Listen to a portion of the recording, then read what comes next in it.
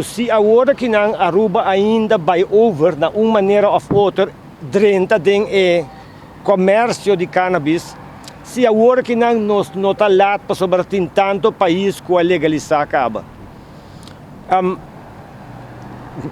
Me tenho que saber que não e me quero dar uma comparação e para Kiko. O actor produto comercial, Hilário, tur produto comercial, não está guarda produzir em mais de país no mundo. E toch, tur país por importar é produto de qual país qualquer. Aqui na Aruba nós temos produto de Colômbia, de América, de China, de diferentes lugares no mundo e tem mesmo um produto que vem Espanha também de tur caminho no mundo está guarda vendido na Aruba. Arroz também de diferentes lugares no mundo está guarda vendido na Aruba. Para me dar um exemplo. Para Kiko, para sobrar tem vraag en aanbod. É comércio que sempre tem que dar direito, sempre tem que dar bem petição. E de dois motivos para Kiko não, tá? Que primeiramente arriba nos islas mesmo tem consumo de produto aqui.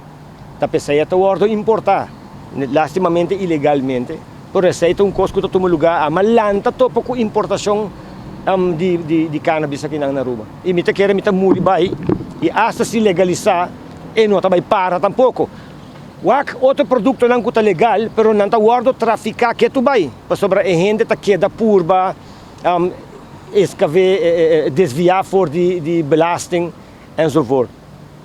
O que me quer é mais importante para nós realizar taco, aunque nos irmãos Isla Corsau, Bonaire, Saint Martin e outras islas também estão em processo, também com a mesma intenção. Trabalhar do qual nós queremos, me quer o que nós queremos tá participar no comércio aqui, mostrar que a nós por, que a nós tem, então esse é o que está diferenciar arriba mercado de comércio, quatro vai melhor que o outro.